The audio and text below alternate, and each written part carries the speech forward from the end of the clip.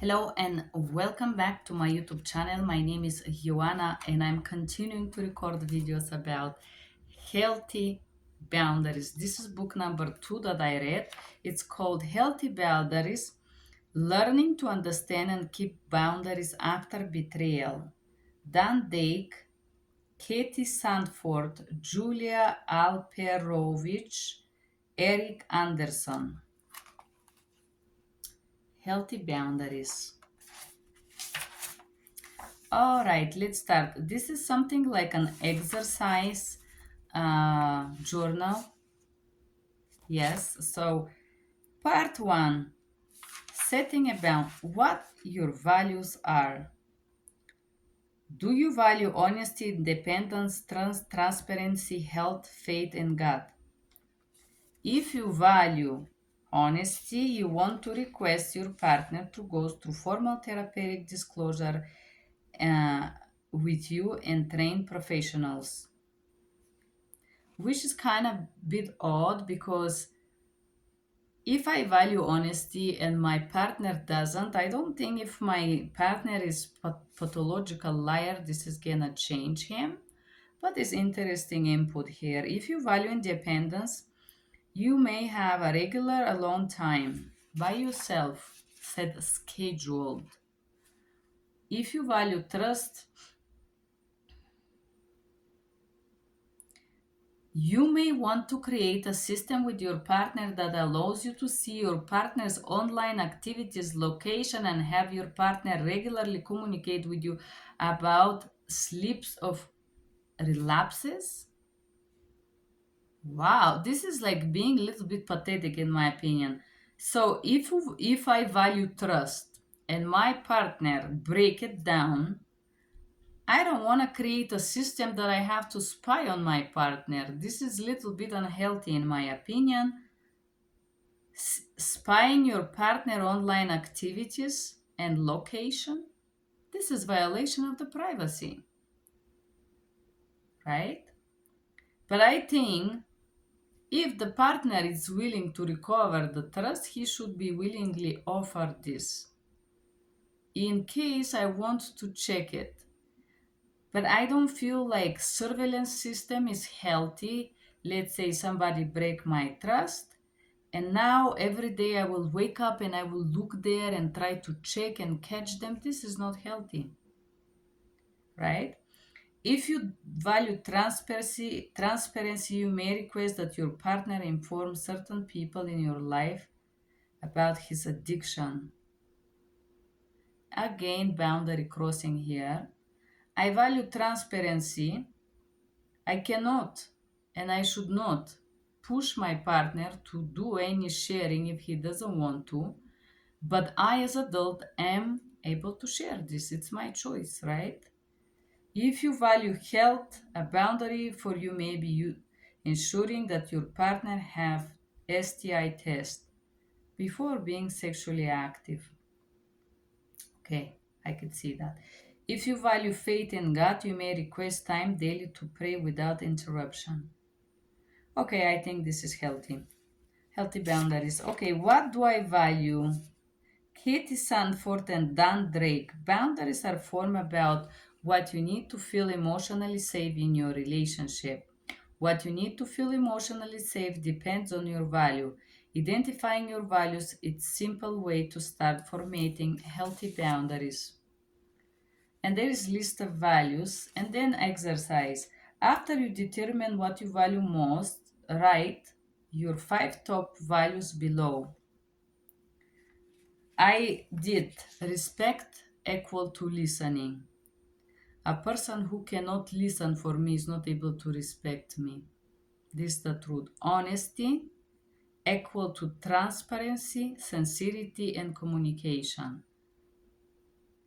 If a person is honest, they will have no problem to be transparent and their communication will be simple and clear. Trust equal to consistency. If somebody consistency break their promises and they lie to my face, I cannot trust them, not because I have problems, because you prove to me that you're not worth my trust. Humor equal to adventure. You cannot be serious all the time. This is very important. Intelligent people are usually more sarcastic and funny. Humor is important.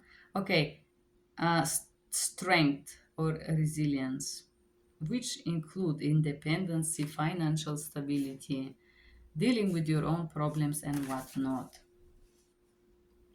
Two examples have been provided to you. So basically, based on your values, the book asks you to create a boundary. For example, I created, I need my partner to listen and respect.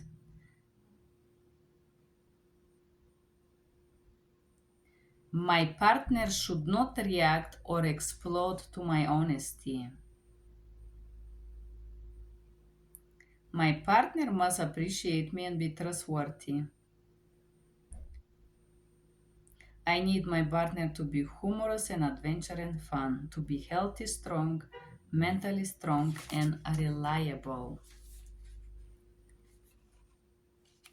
Strong boundaries will help you heal. This is the statement of Katie Stanford. Uh, I don't think strong boundaries will make you heal. Strong boundaries will help you communicate yourself and knowing what you're gonna take in life and what not. And there it is. Healthy emotional boundary. I don't feel safe when you have private conversation with a person of the opposite sex because of how that hurt me and our family in the past.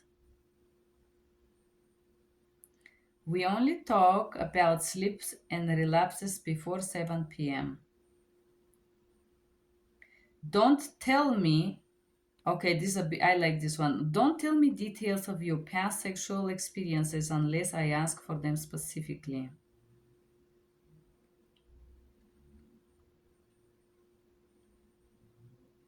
I decide when and what to tell to my family about your sex addiction.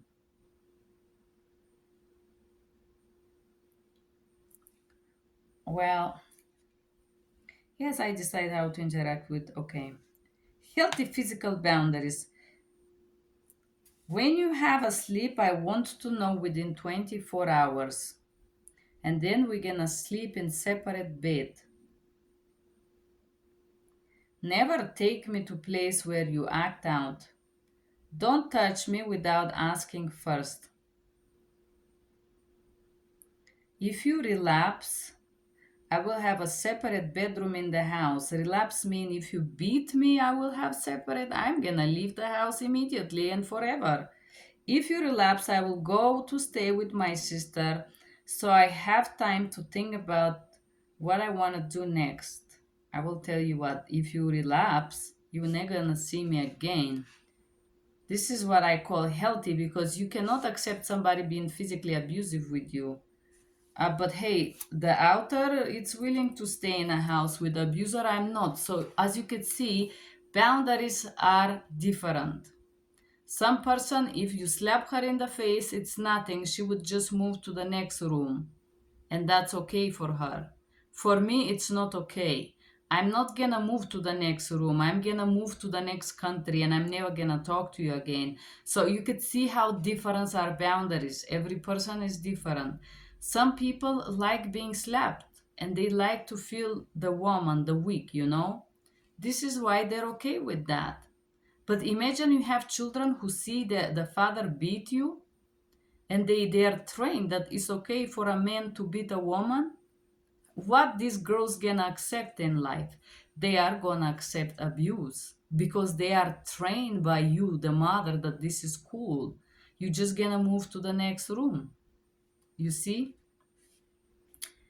Healthy sexual boundaries. No sexual acts outside of relationship.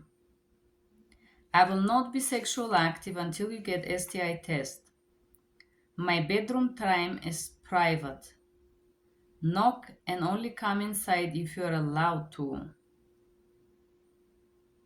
I will not do sexual acts if I don't want or makes me uncomfortable. I want to be the only one to initiate sexual contact. Hmm. Healthy spiritual boundaries. When I am praying, do not interrupt me. I will say no to additional responsibility in my faith community until I feel stronger or I want to. If you relapse, I will sit separate from you at church. This is more like punishment. But, anyways, I don't like the punishment strategies. Let's proceed with this book. For me, emotional boundaries: be responsive or reply. Don't neglect and ghost me. Don't offend me.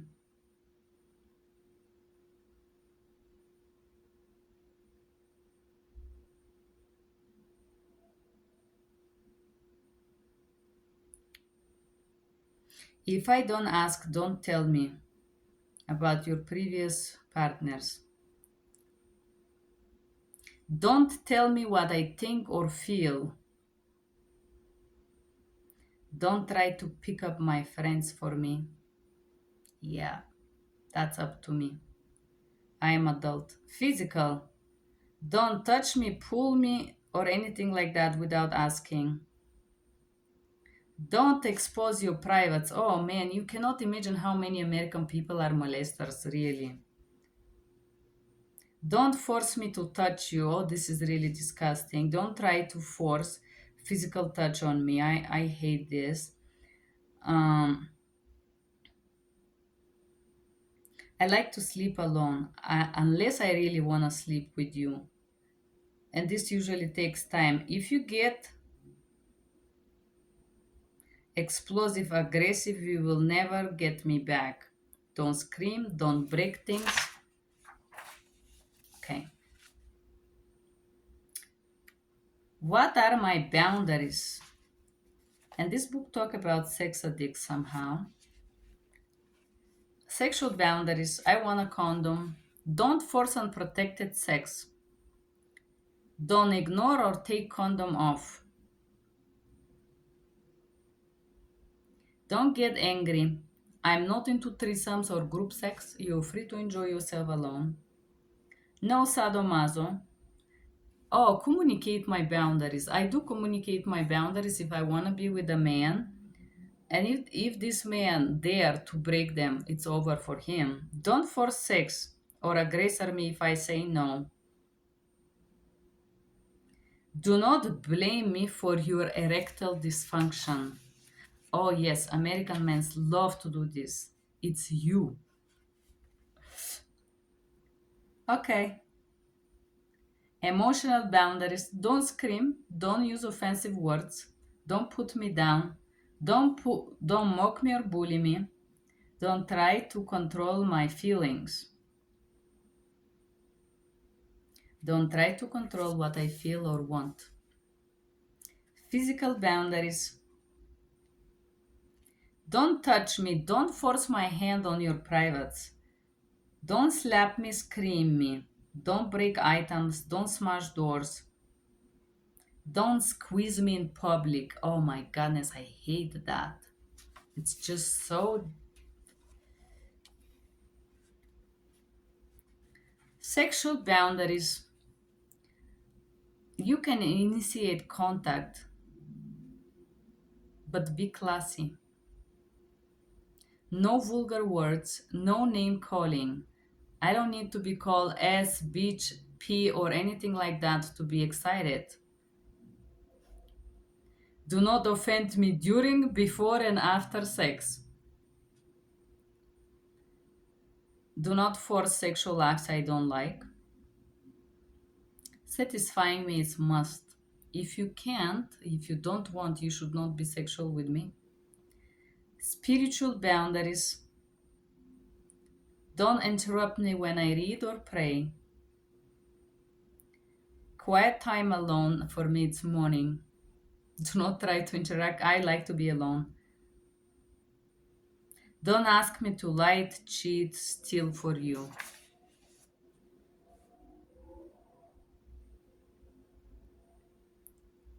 Other boundaries: don't lie or hide your relations. Don't hide how you feel about things. Boundary violated, so what I do, consequences, chose equal consequences to the offense. So this is more like how to set a boundary. So you set the boundaries, let's say I require protected sex. The partner ignore this boundary. What is my response to this? I would never be sexual with you again. This is my response. I don't want it. Period. Game over. Choice consequences you will be willing to and able to follow. So, for example, unprotected sex can bring you AIDS and damage you for the rest of your life. So, if a man is not responsible enough to provide me safety in sexuality and expose my life in danger, he doesn't deserve me. This is what I think. Follow through with the so how to set the boundaries, choose the consequences that you are willing and able to follow, and then follow through with the consequences. I will tell you, sometimes you can, if you are in a relationship and there is some situation with intimacy, there could be more flexible boundaries, but I think if you start to know someone and they right away force something like this, you cannot build respect with someone who is forcing breaking boundaries right away, especially if you express it and then they act like it's nothing. Be gracious with yourself. Following with the consequences doesn't make you controlling. This portion is beautiful. Okay. What are the consequences for boundary violations? Okay, before setting consequences, there are some things to consider. Consequences equal to the offense. Consequence you will be willing and able to follow. Consider having multiple options you choose from a boundary for a boundary violation. Following with the consequences doesn't make you controlling. Possible consequences from divorce, moving out, your partner move out, separate bedroom, not sexual for certain period of time, telling more people about situation, limiting one-on-one time with your partner, monitoring activities or devices, no longer having smartphones, ask a lock added to the bedroom door, and then boundaries. For example, boundary one, this is real for me, not respect me, I'm losing interest in you, and I will stop admire you. I don't see a person as a man if they are not respectful. Uh, Neglect or refuse to respond. I will talk to someone else who is interested to answer my questions and care for my feelings. Offend, scream, put down. Consequence. I will be sad, hurt, cry, I would withdraw, and I would naturally not want to be around someone like this. Um, Naturally. Talk to me about other girls or how many others he have. I think this is so disgusting and unattractive. It's gonna turn me off. You would look infantile. I would be afraid of STDs. Um, and really, I will be really puked out. Okay, violating boundaries, telling me how I feel or what I want. I may not address it, and sometimes if I see that person is completely 100% brain lost, I'm not gonna waste time to tell them, don't tell me what I feel, don't tell me what I want because you don't know, because I haven't said so. But I will feel not safe and I will not share actually what I feel. I'm just completely gonna chop a person away when they do this, especially if somebody that I just met, they start to force their prejudices or I would say predictions or trying to guess what I feel or what I want or tell me who I am. You're done. You don't know me. If you just met me and you try to do this, you obviously try to manipulate me. Pick friends, boundary 6. If you're insecure and not respect me, I have a right to choose and move away or give you less time. Touching me without consent. I do feel disgust, violated, not safe, and I will never desire you. I cannot desire people who force their attentions on me. It's just over for me. But I can express it. For example, I had my neighbor doing that, and I care for his friendship, and I ask him next time before he tried to touch my privates to ask for permission. Um, and I just make sure he's never close enough to do it again. I think it's okay if somebody do mistake, but adequate is to apologize, not to act like ops. Ops is not good enough. Just because you're requesting a boundary does not mean you do not love a person you're setting a boundary with. I think setting a boundary is also allowing somebody to be closer to you by knowing you. A sample script: setting a boundaries. I feel betrayed when you refuse condom because it breaks my trust and I would like to feel safe. I need a condom from you, and if you you cannot do this, I will feel unsafe and I will need to be not sexual until I feel safe again. Until I feel safe again.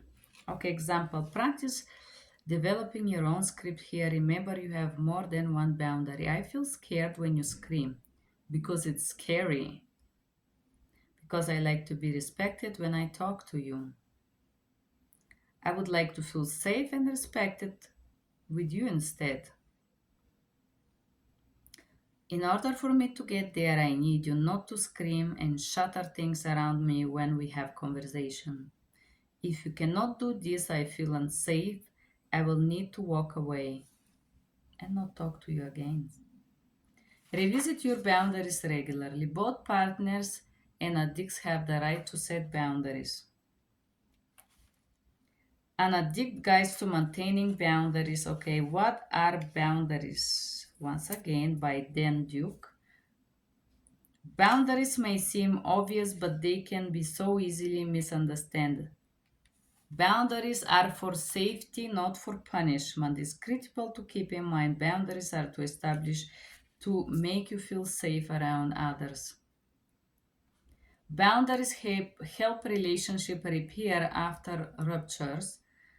Boundaries are living and breathing. So he talks about the fact that boundaries can be modified with time. They could be flexible with time when you start trusting someone and whatnot. Now that I know, how do I respect my boundaries or my partners? To respect your partner's boundaries or other people's, you need to understand them. Remember, you're not a victim. Communicate any boundaries, clarification if needed. Honor the boundaries, review the boundaries. Staying out of resentment, Eric Anderson.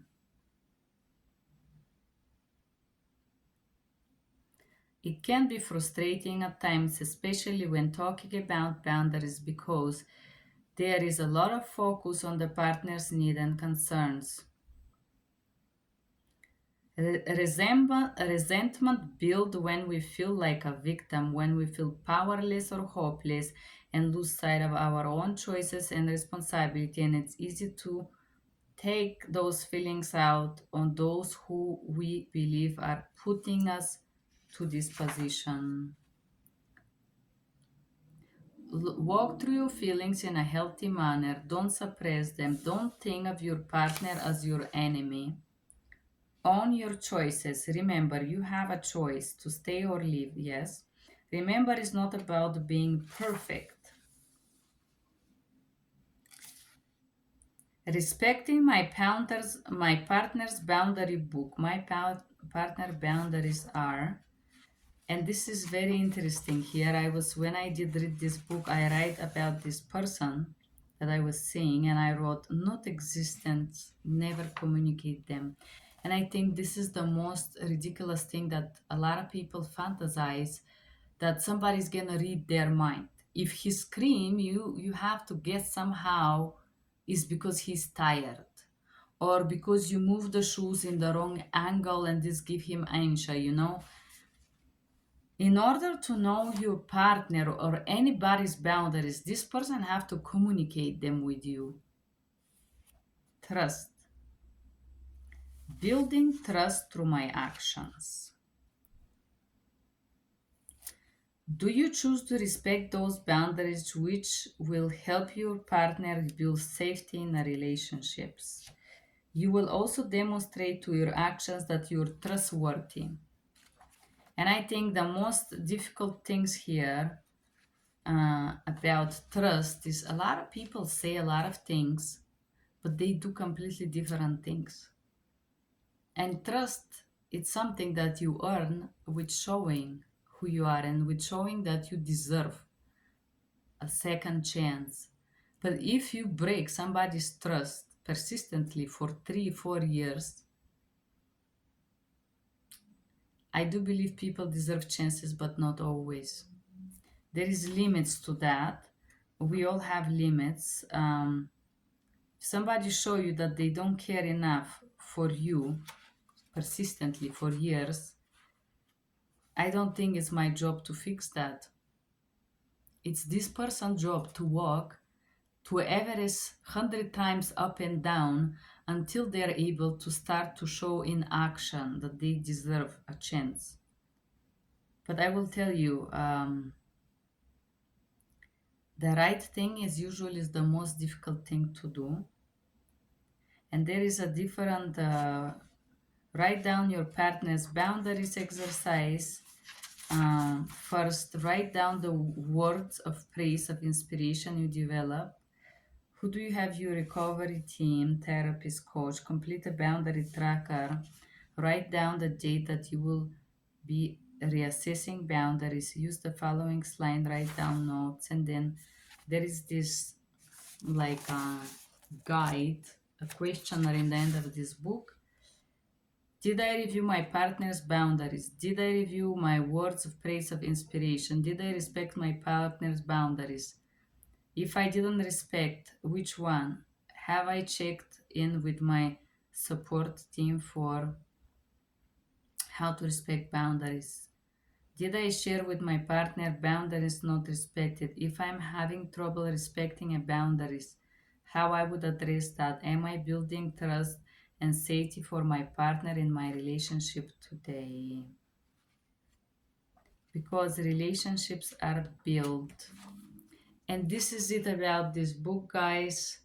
Talk about some dependency. Basically, I think this book is more about boundaries, about cheater, people who choose to be sexual with other people outside of their relationship, and they fraud or mislead their partner pretending to be faithful. Um, Interesting book. I use the portion my partner didn't cheat on me because I don't have, but my ex-partner did many years ago, but he would deny it. But I luckily left him. But I don't have such a problem trusting a person. I do give chances to my partners, unless until they do something wrong and break it. Like I believe when we start to interact with a male, female, you have 100% trust, right?